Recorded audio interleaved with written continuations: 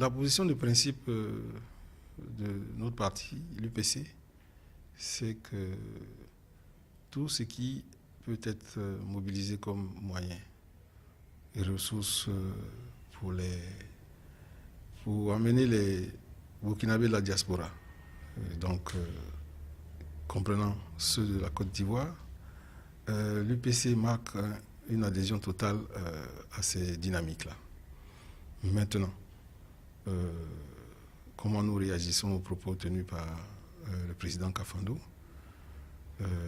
Nous pensons qu'il appartient au gouvernement et à la CENI de nous dire s'ils ont les moyens ou pas d'organiser en temps et en heure une élection qui prenne en compte la participation des Burkinabés de l'étranger.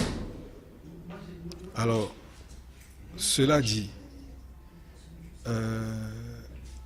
nous avons travaillé depuis plusieurs années à aboutir à ce que nous pensons comme étant des acquis majeurs.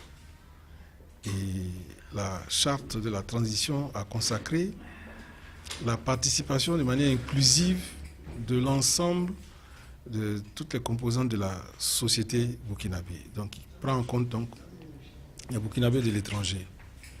Et nous ne voulons pas préjuger la décision qui va être prise, mais si d'aventure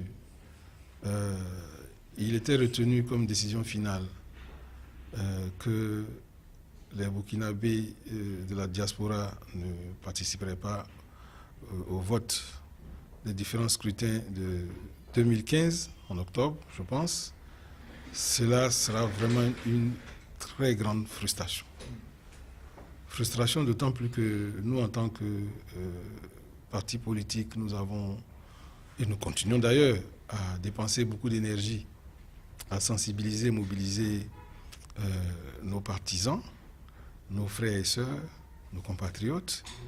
Et vous ne pouvez pas imaginer la frustration que cela pourrait représenter si d'aventure une telle décision venait à être prise. Mais nous restons donc à l'attente. Absolument, la frustration ira au-delà disons, de nos partisans. Je suis convaincu que l'ensemble de la diaspora ici en Côte d'Ivoire et dans d'autres pays aspire fortement à exercer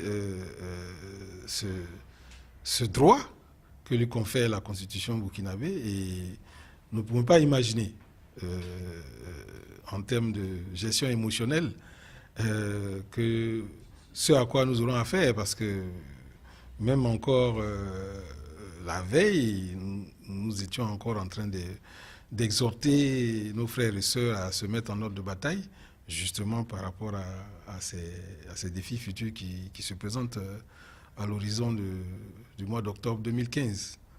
Donc, nous espérons de tout cœur que la décision qui sera prise ira dans le sens donc, de la participation dite inclusive, voilà, qui intègre donc la participation des Burkinabés de l'étranger. Si ce n'était pas le cas, nous en prendrions acte, parce qu'il ne s'agit pas non plus d'aller à des élections pour y aller.